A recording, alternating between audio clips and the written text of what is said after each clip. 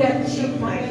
Nós Te adoramos, nós Te louvamos, nós Te clamamos, mas agora nós queremos Te ouvir, Pai. Abençoa a Tua igreja, Pai. Que nós tenhamos ouvidos espirituais, corações prontos a ouvir a palavra que vier, Pai. Corações prontos a aprender de Ti. É isso que eu te peço em nome de Jesus. Agora, irmãos, amém.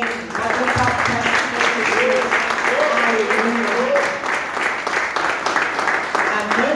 Agora os irmãos se sentem. Glória a Deus. Quem bebeu água já bebeu água, quem andou já andou.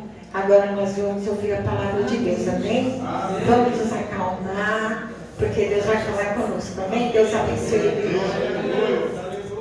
Glória a Deus. É só para fazer o exercício, viu? Salve a amada igreja com a paz do Senhor Jesus. Amém. Vocês estão bem? Amém. Que bom, né? Sorriso bonito aí. Meu Deus do céu, eu vou ter que mudar para amanhã, não tem jeito. Glória a Deus. A noite é mais cansadinha, mas glória a Deus. É Deus falando. É de Deus. Em nome de Jesus. Mas estou orando, irmãos. Está caminhando, tá? Glória. Deus vai agir, Deus vai agir. Deus é vivo. Glorificado seja o nome do Senhor. Amém, queridos? Vamos para ver o que Deus quer falar um pouquinho mais conosco, porque Ele já tem se comunicado conosco. Nós já temos entregue a Ele o nosso louvor, a nossa adoração. E eu pude sentir a presença de Deus passeando no meio dessa igreja.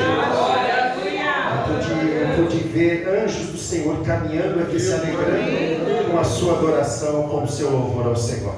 E Deus nos passeou nesta noite, nesta manhã aqui, queridos, sondando os nossos corações. Eu creio nisso, sondando os nossos corações. Porque nós vemos, irmãos, a aparência. Nós vemos o externo. Mas Deus sonda. Não vou nem falar que Ele conhece, porque Ele é sabedor de todas as coisas. Mas Ele sonda o interno. Amém?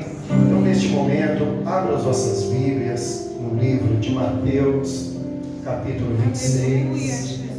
Mateus, capítulo 26. No seu verso 36. Mateus 26, no seu verso 36. Vamos meditar na palavra, em reverência à palavra do Senhor. Peço que a igreja se coloque de pé.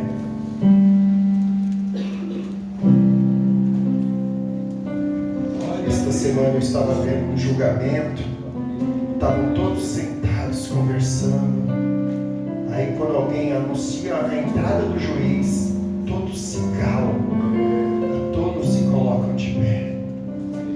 Se nós ficamos de pé simplesmente na entrada de um ser humano comum, imagine para ouvir a voz de Deus, né?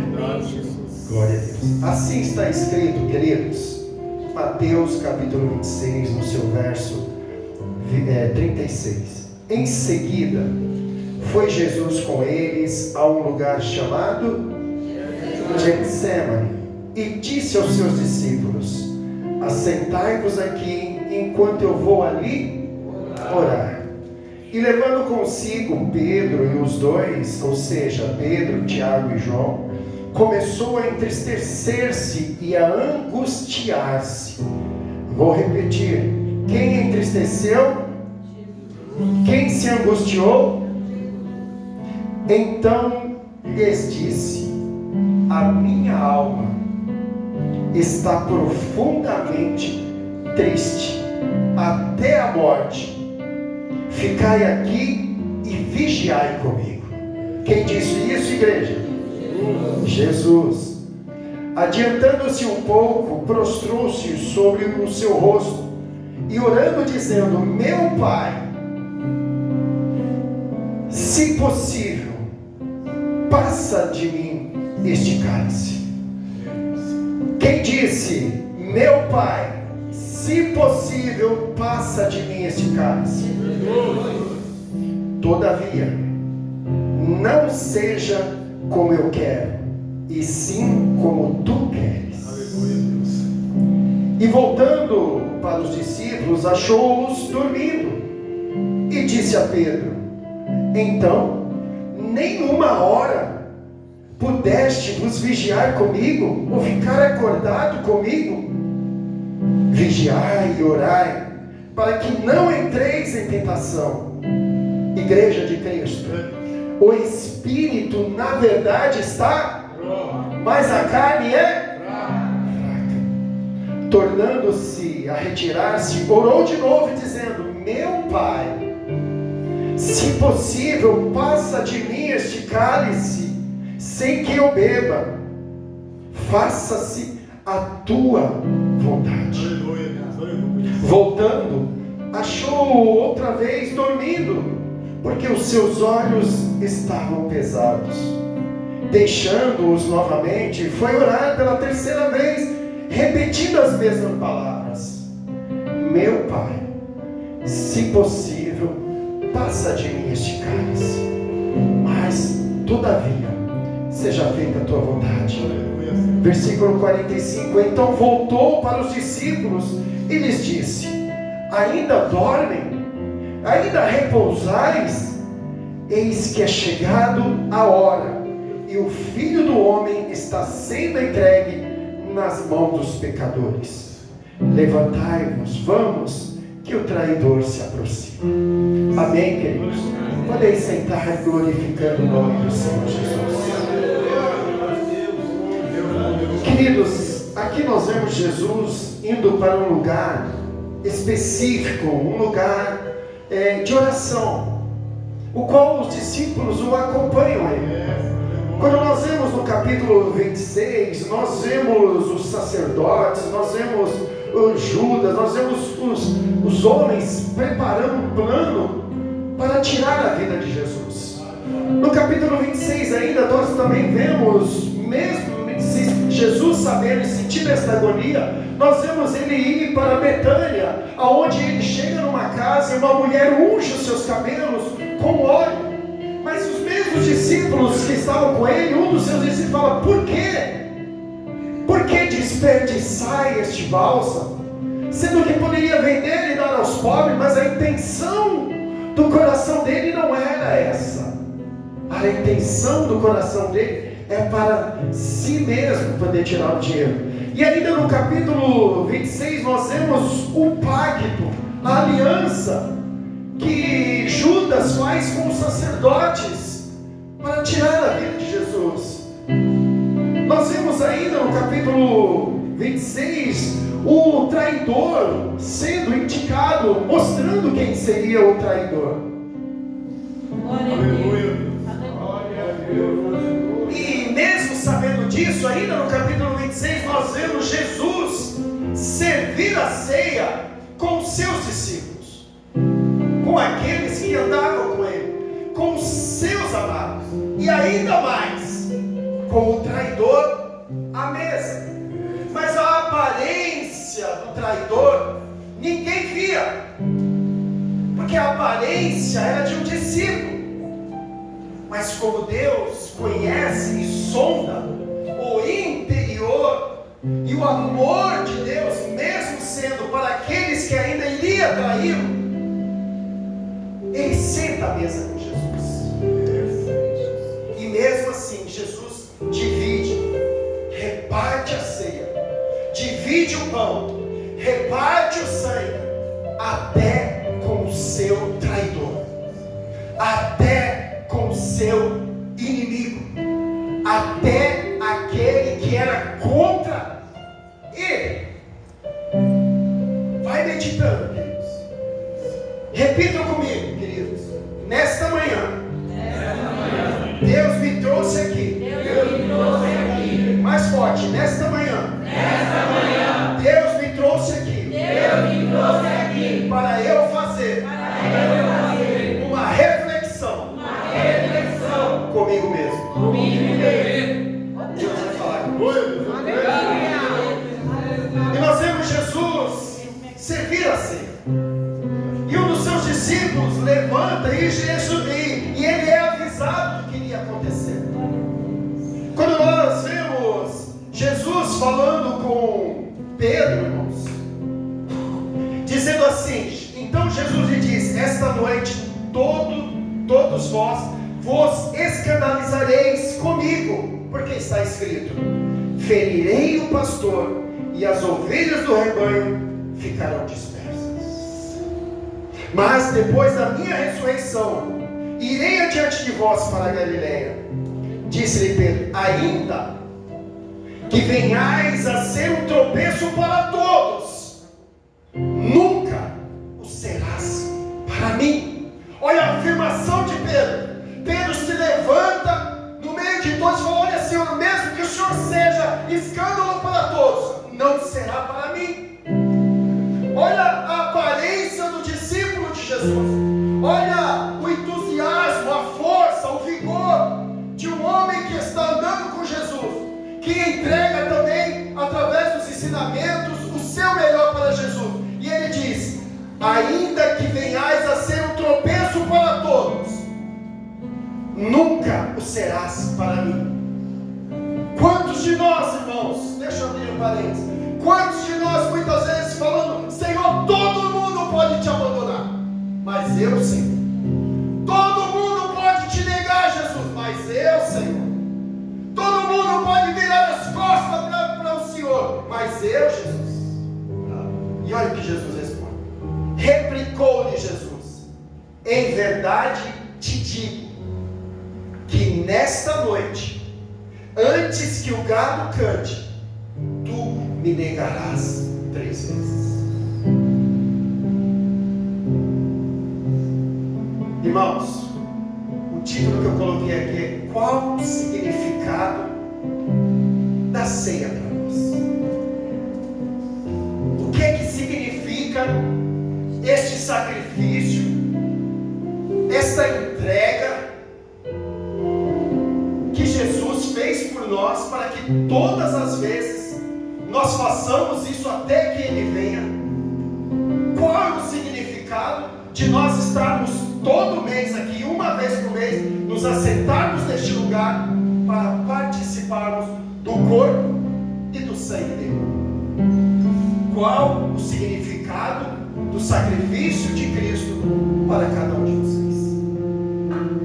O que é que significa, sendo que nós somos o discípulo dele? Agora há pouco, acabar de falar: olha, todo mundo pode te negar, menos eu, mas Jesus olha nele. Porque Jesus sonda o interior. Jesus conhece o nosso interior. Jesus conhece, irmãos, até onde nós podemos ir e até onde nós podemos suportar. Então, queridos, não queira declarar aquilo que você não pode suportar. Vou repetir: não queira falar, não queira se obrigar, não queira fazer até aquilo que você pode suportar. Porque você pode fazer uma promessa com os seus lábios, mas pode não ter estrutura para cumprir com o teu coração. Porque você pode falar para mim: pastor, eu vou, pastor, eu faço, mas no seu íntimo, que eu também não conheço, você já determinou: vou falar para ele não brigar, vou falar para ele não ficar triste, vou falar para ele não ficar abalado, vou falar para ele não me cobrar. Mas no seu interior, você já sabe o que já tem até compromisso marcado para aquele dia. E você sabe no seu interior que você não vai. E Jesus, conhecendo a Pedro, falou: olha, ainda esta noite, não disse aqui, não, ainda esta noite, tu me negarás 3 vezes.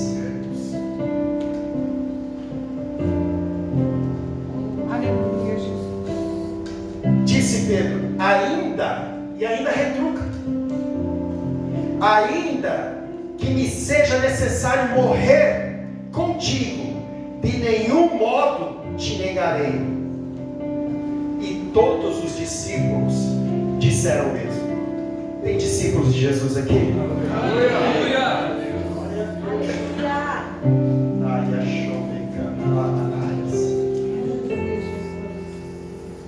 Vamos caminhar aqui, queridos.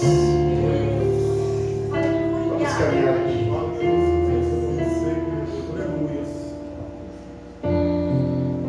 Nós Nós vemos aqui no versículo 40. E voltando para os discípulos, o achou dormindo e disse: Pedro, então nem uma hora pudeste vigiar comigo? Nem uma hora. Quantas promessas nós temos feito para o Senhor, temos recebido dele as bênçãos do Senhor, e nem uma hora nós temos para agradecer. Ele tem nos abençoado tão grandiosamente, e nenhuma hora nós entregamos para Ele. Mas Ele entende, Ele nos entende. Não, vocês estão atarefados, meus servos. Não, vocês estão preocupados com as suas necessidades diárias, eu entendo.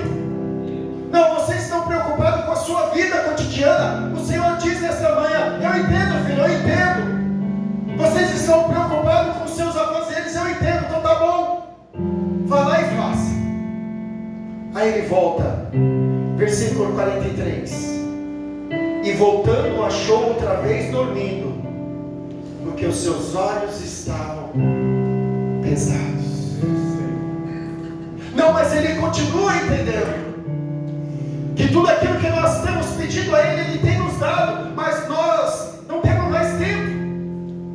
É uma correria tão grande, é um caos tão grande que a gente não tem uma hora, nós não temos tempo.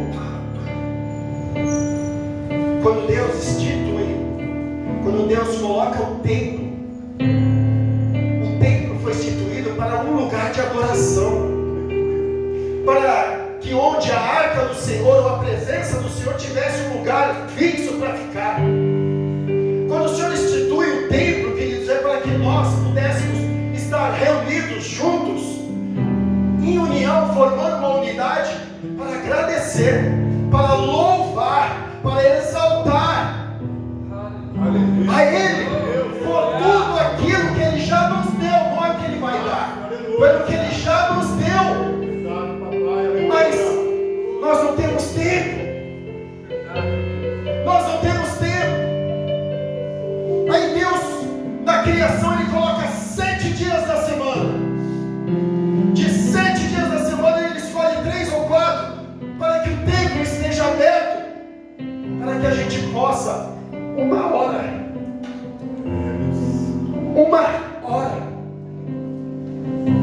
agradecer e estar na presença dEle. Porque talvez, irmãos, Deus entende, eu também. Na sua casa você não tem uma hora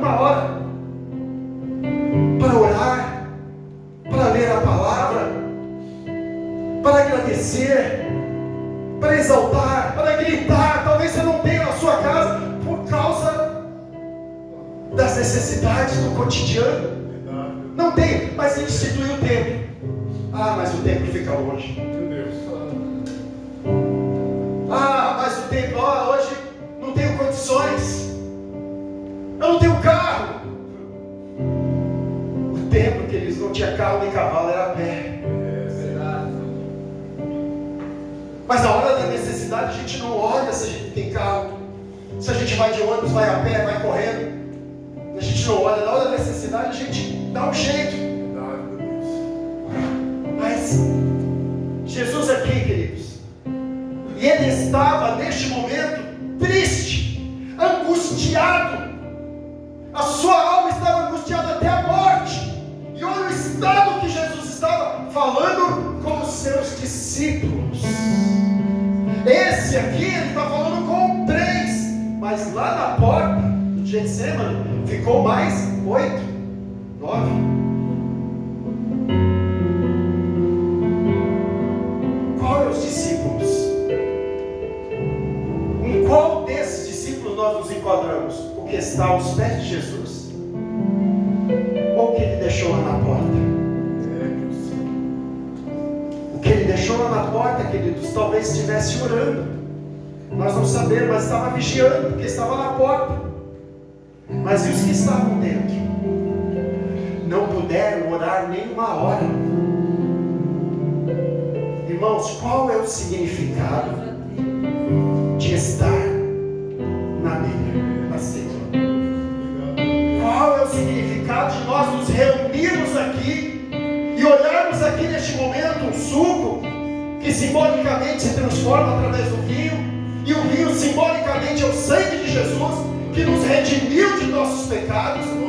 E qual o significado para nós de estarmos aqui? Vemos um pão que simbolicamente é o corpo, é a carne de Cristo, para que nós possamos ter parte com Cristo. Nós temos, irmãos, que fazer parte do sangue do corpo de Cristo. Qual é o significado da ceia para cada um de nós? Mas quando, irmãos, vamos lá para Efésios 2, do 5 ao 10. Mas quando, irmãos? Não, Efésios 2, antes tem outro. Efésios 4.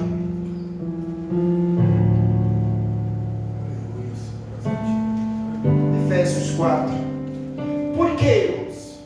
Olha o que diz Efésios 4, versículo 30. Jesus estava angustiado. Jesus estava triste. Jesus estava sofrendo. O que eu acho incrível no verso no capítulo 26, que ali, querido, nós vemos a parte do homem, a parte carnal de Cristo, porque Cristo era 100% homem, 100% Deus, amém? Nós vemos a parte carnal do sofrimento, angustiado, porque é o que nós sentimos, mas nós vemos também a parte de Deus.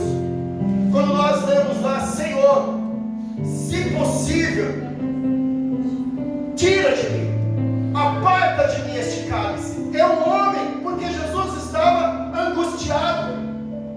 Mas quando nós vemos, todavia, não era mais Jesus o homem, era Cristo o ungido, Cristo o Senhor, que logo em seguida ele declarou: mas que todavia seja feita a tua vontade. Jesus estava triste.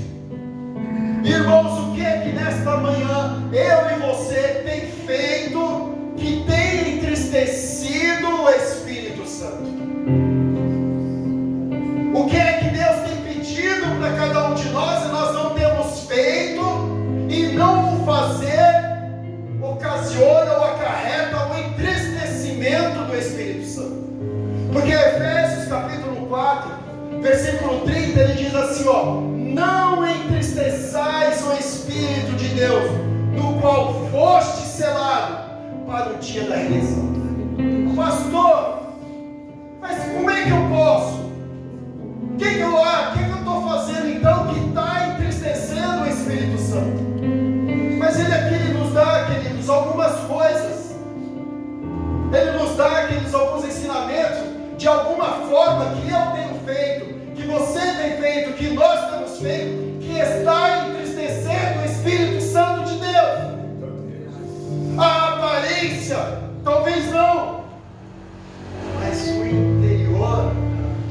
Aí ele diz, versículo 31, longe de vós toda amargura, cólera, ira, gritaria, blasfêmias e toda malícia.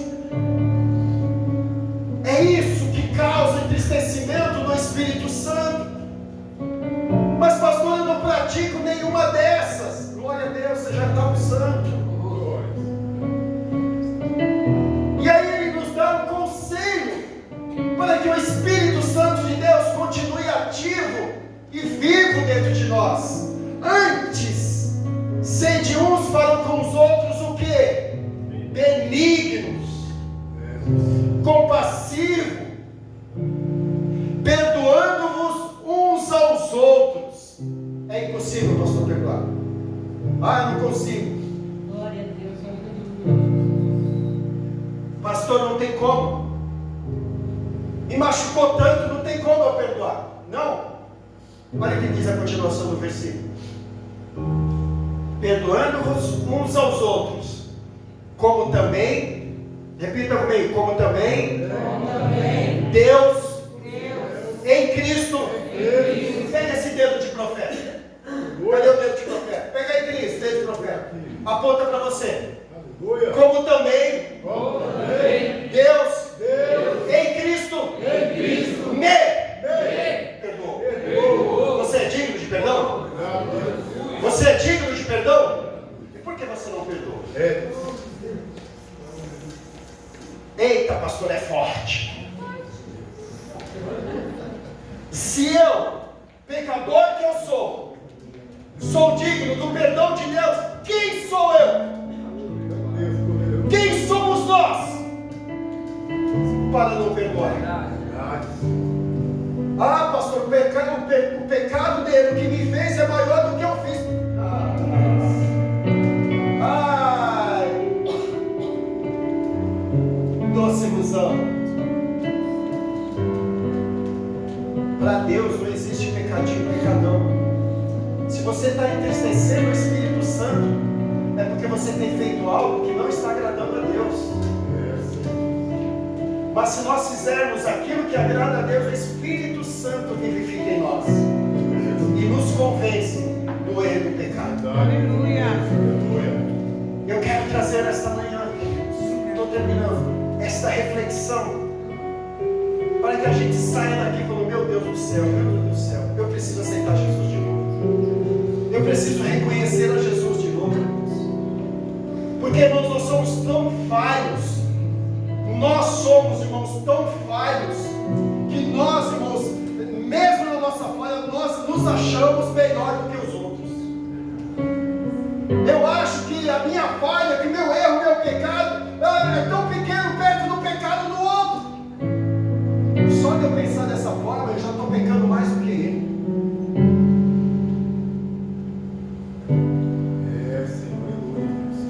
Mas, irmãos,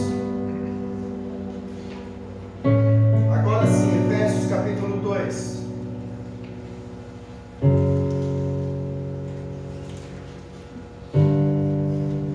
Mas quando decidimos mortificar a nossa vontade e vivermos para Ele nos dá vida. Vou repetir. Mas quando nós decidimos mortificar a nossa vontade e vivermos para Ele nos dá vida. Efésios capítulo 2, do versículo 5 ao 10. Aleluia. Assim está escrito: e estando nós mortos em quê? Em nossos delitos, nossas falhas, nossos erros, nossos pecados, nos deu vida. Nos deu o quê? Juntamente com quem? Com Cristo. Pela graça. Não é pelos seus méritos. Não é pelos meus méritos. Não é porque eu sou bonzinho. Não é porque agora eu fui liberto. Não é porque agora eu sou, não tenho uma áurea, mas sou santo. Não. Pela graça sois salvos. Oh, aleluia. Pela graça, Rogério, nós somos salvos. Nada do que eu faço, nada do que nós fazemos pode justificar o sacrifício de Cristo por nós. Nada. E juntamente com Ele nos ressuscitou e nos fez assentar em lugares celestiais em Cristo Jesus. Como Cristo Jesus. Olha de onde nós saímos. Olha a transformação que Deus tem nos feito. Através, irmãos, dos nossos pensamentos, das nossas atitudes, Deus vai nos transformando quando verdadeiramente nós temos um encontro com Cristo. Quando verdadeiramente nós mudamos a nossa forma de ser e de pensar. Para mostrar nos séculos vindouros a suprema riqueza da sua graça em bondade para conosco em Cristo Jesus. Porque pela graça sois salvos mediante a fé. E isto não vem de nós. Isto é dom de Deus, irmãos. Não das obras, para que ninguém se glorie. Pois somos feitura dele, criados em Cristo Jesus para as boas obras, as quais Deus de antemão preparou para que andássemos nela. Nós somos feituras de Deus, criados para boas obras, para que nós andamos nisso, irmãos, fazendo as boas obras. Quais obras que nós temos feito? Eu acabei de fazer uma obrinha lá em casa, lá, né, irmão? Acabei de fazer uma obra lá. Não é essa obra material, não, irmãos.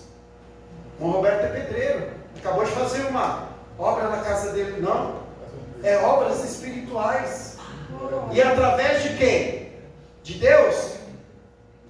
E qual é o caminho que Ele tem nos dado? Qual é o receptáculo? É através da sua vida, irmãos. Você é testemunha de Cristo. Você é o instrumento de Deus. Quem é que é vaso de Deus? Opa, eu estou vendo dúvidas aí. Quem aqui é vaso de Deus? E você está sendo usado para quê? Em quê? Tem um vaso aqui, ó. Ele está sendo usado para colocar as flores. Qual o vaso que você está sendo usado? Pastor, eu não entendi. Não entendi? Lá no seu trabalho você é um vaso. Lá no seu trabalho você é um instrumento. Lá no seu trabalho você é um canal. Lá na faculdade, quem está na faculdade, você é um vaso. Você é um instrumento, você é um canal. Lá na sua família, você é um vaso. Você é um instrumento, você é um canal. De que forma você está sendo usado? Ou de que forma você está sendo deixado por Deus ser usado? Porque talvez lá naquele vaso, lá naquele trabalho, lá naquela faculdade, lá na sua casa, lá na escola, alguém esteja enfermo. E Deus quer te usar como vaso para sair o bálsamo. Talvez naquele lugar lá, alguém está com sede. E Deus quer te usar para que você seja um vaso que traga água. E eu digo no âmbito espiritual, amém, queridos? Amém? Quem tem o Espírito entende o que o Espírito fala. Então, irmãos, quais as obras que nós temos feito? Quais as obras? Será que quando nós chegamos lá, alguém fala assim, pode ir lá, pede oração para ela, pede oração para ela, que ela ali é a mulher de Deus, pede oração para ele, que ela ali é um vaso. Eu tenho até medo de passar perto dele, porque eu não sei não, vai que ele revela. A unção dele é tão grande que a gente chega perto, ele chega até triste, está até triste, mas quando chega perto dele parece que surge uma alegria do nada. A vida dele está toda acabada, mas ele chega com um sorriso que encanta a gente. Qual é o vaso e de que forma você está sendo usado? Estou encerrando, meu Deus, hoje estou fazendo igual aqueles pregadores. Já ouvi falar que Vamos lá. Filipenses, está bem, Filipenses, continua.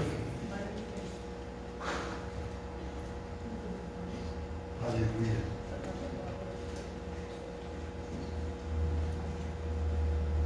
Filipenses 5:10.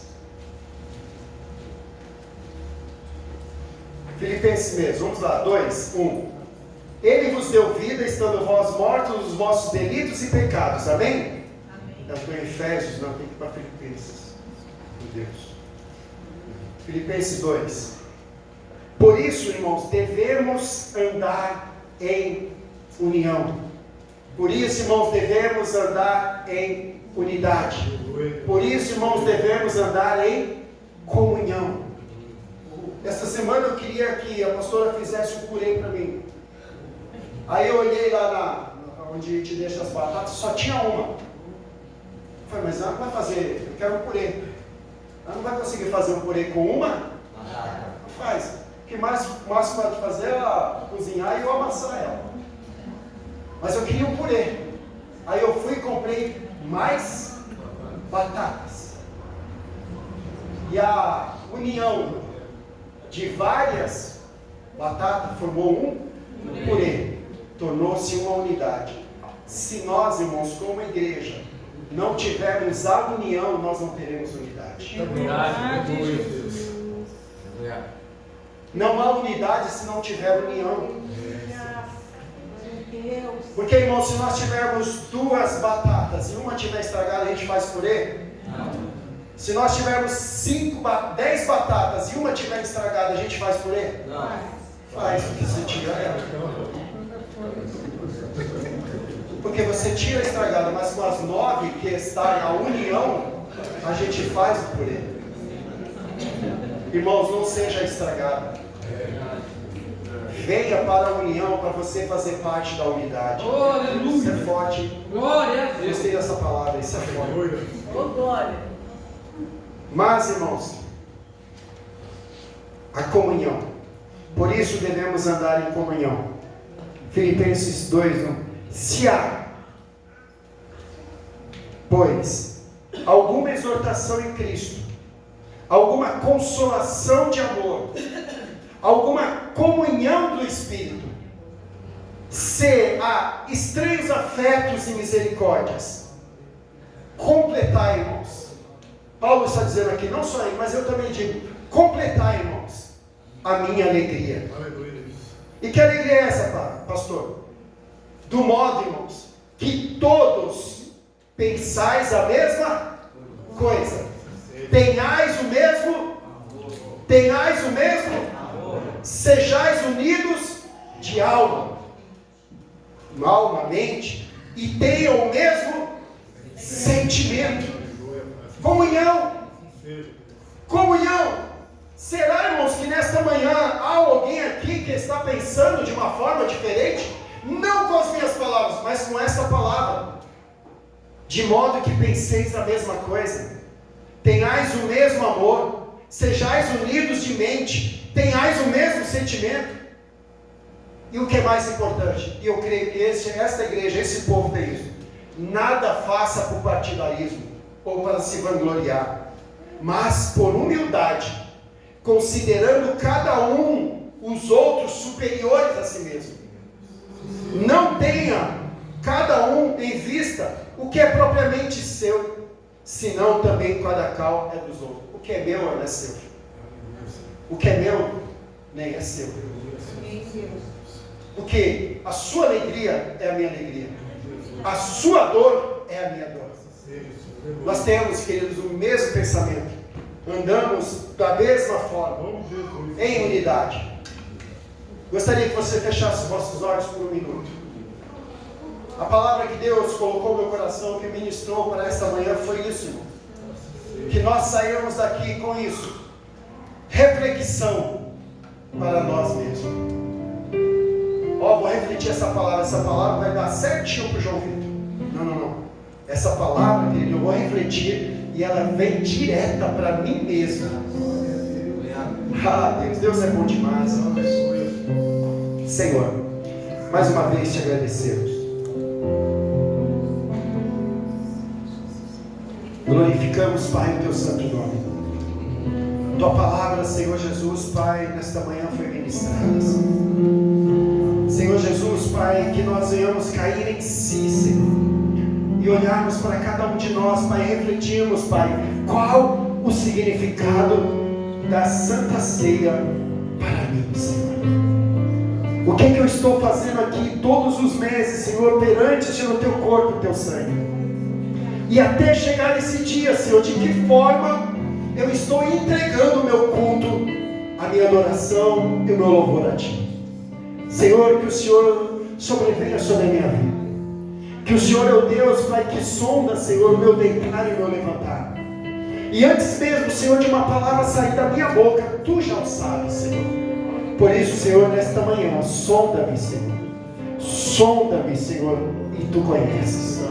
Senhor Jesus, Pai, sobrevenha sobre a minha vida e sobre a vida da Tua igreja. É o que eu te peço, Senhor, nesta manhã, e te agradeço. Em nome de Jesus. Amém? Podemos dar uma forte salva de palmas para Jesus? Quero convidar aqui os irmãos, os pastores. Já vamos